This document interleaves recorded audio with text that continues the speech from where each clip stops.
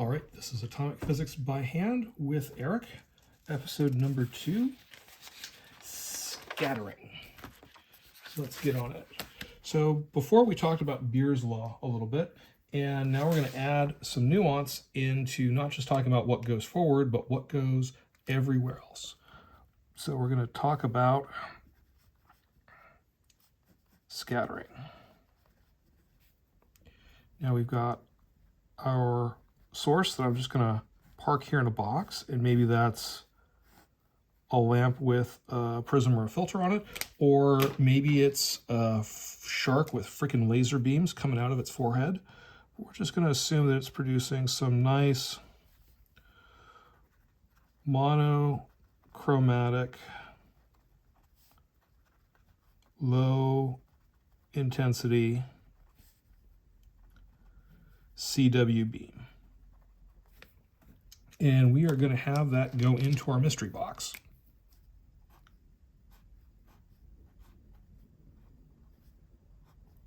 And again, this could be a vapor cell, this could be a sample of NV diamond, this could be a cuvette with some solution and some dye in it.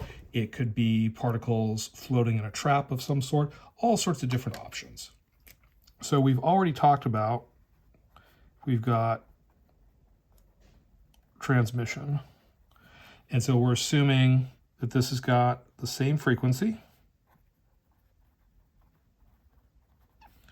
and it's coherent. And what do I mean by coherent?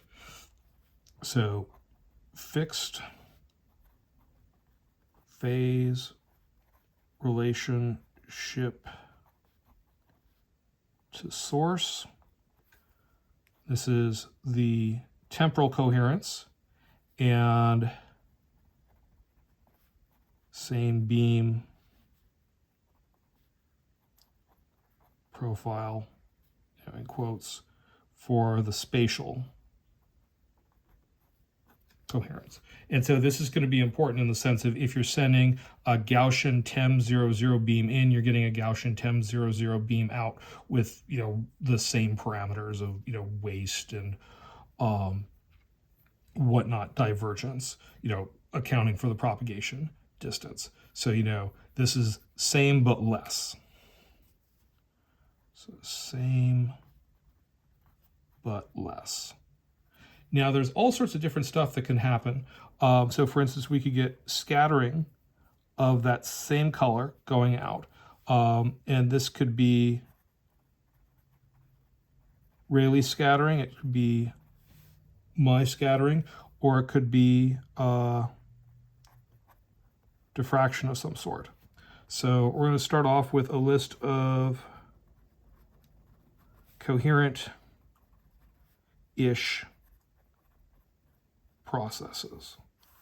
And I say coherent-ish because Rayleigh scattering, sending light in all sorts of different directions. My scattering, sending stuff in all sorts of different directions. Fraunhofer diffraction is sending stuff mostly forward but somewhat off to the side. So might also be called small angle scattering.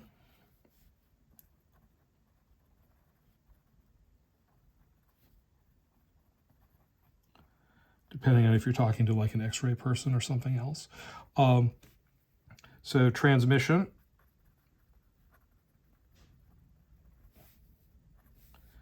This we don't care. It's same thing's going in and out. This is the unmolested part of the beam. So for Rayleigh scattering, this is generally that particle size d is much less than the wavelength lambda, and where much less is generally 10% or below. Then you've got my scattering. And this was developed for things like raindrops. So this is spherical expansion.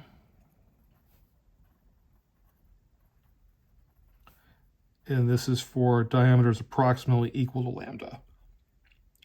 And then we've got Fraunhofer. So this is generally things that are d bigger than lambda, and this is a 2D approximation. So for Fraunhofer, this would be, things that are well approximated as, say, like a little disk. And this is getting back to, modern physics lab, good, second year sort of experimental stuff. And all of these things have got assumptions built into them. So this is the unaltered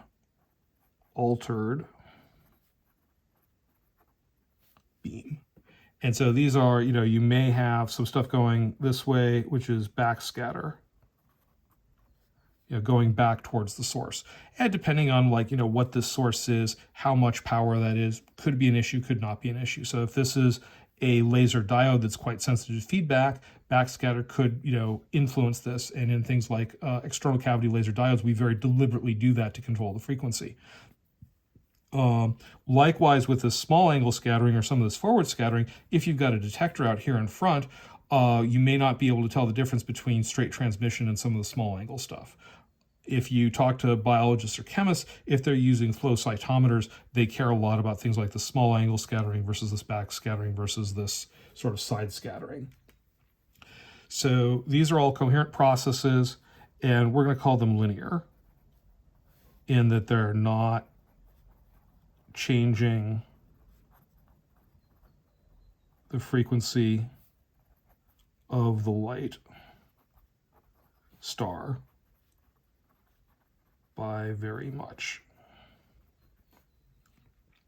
So the key thing here is that, and we can talk about this later on, as you're redirecting these photons, there's something called photon recoil. The frequency of these things is very slightly changing. So with typical alkali atoms and typical, near IR to near UV kind of wavelengths, you're talking about a kilohertz sort of shift on a light that is hundreds of terahertz. So it's a very small shift. It's occasionally an important shift, but at a first pass, we're going to not deal with it further other than just to say, whenever I say something that, the frequency isn't changing, I've got a little star that says it's not changing that much.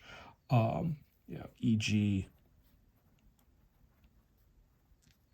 less than or equal to kilohertz. If you're doing a Mossbauer type experiment where you're scattering X-rays, then the X-ray recoil is quite a bit more substantial, but with Mossbauer, the entire crystal is taking the recoil, so the recoil essentially goes to zero. And so again, the scattering starts to become reasonable. We're not going to talk about X-ray scattering or Compton scattering because that's nuclear physics, not atomic. And so we might brush on it later, but that's not the primary purpose. Okay, so that's all of the stuff that's happening in the linear space that's coherent. So what about incoherent processes? And using different colors should give you a hint. So these are frequently going to change energy.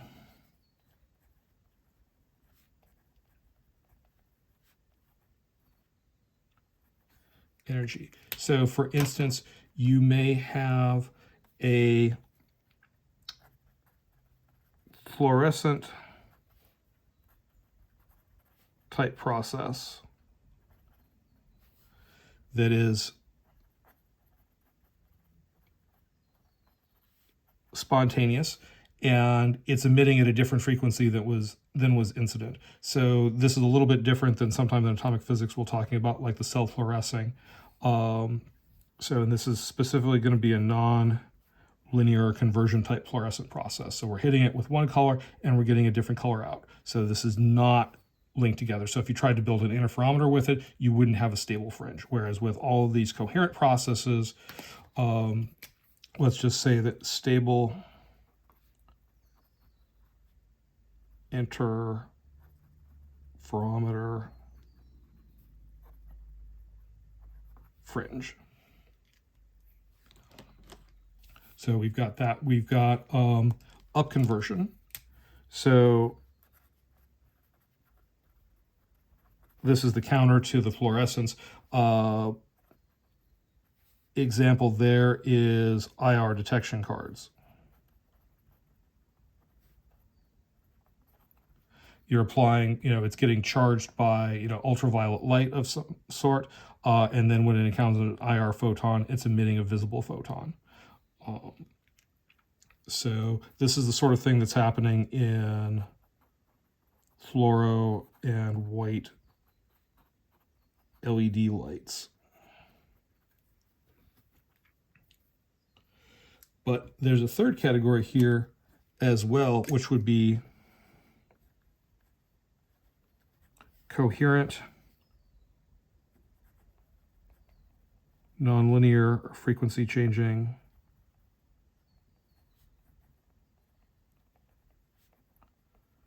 processes. And a great example of that would be second harmonic generation.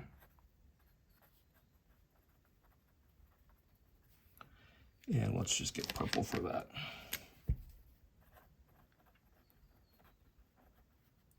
So this does have a stable phase relationship between the input source and the output source, in the sense that you put in a monochromatic 1064 nanometer laser and get out a monochromatic phase stable 562 or 532 nanometer laser. So in like Verdi or a laser pointer.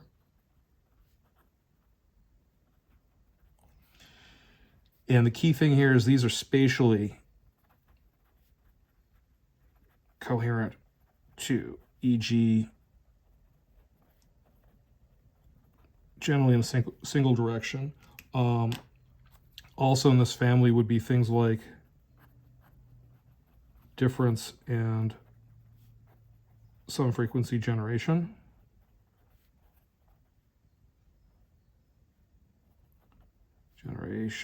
Because Eric still can't spell after nearly 50 years, but that's okay because I seem to be able to do physics all right. And likewise, these are nonlinear processes, and there's a reversibility here. In that, if you run some frequency generation backwards, you get different frequency generation, and likewise, with second harmonic generation, you've got parametric down conversion as the opposite process. And in particular, things like spontaneous parametric down conversion, which if you're doing things with photonic quantum computing is quite important. And so even though with parametric down conversion, you can have that spontaneous aspect of them, they still have a phase relationship because those photons are entangled with each other. And so just because something's got spontaneous doesn't mean that you've broken the coherence. It means that there's some other stuff going on. So, coherence is kind of where you find it, and it might be the phase relationships you made along the way. All right. We'll give that a pause, and we'll move on to the next one in just a little bit.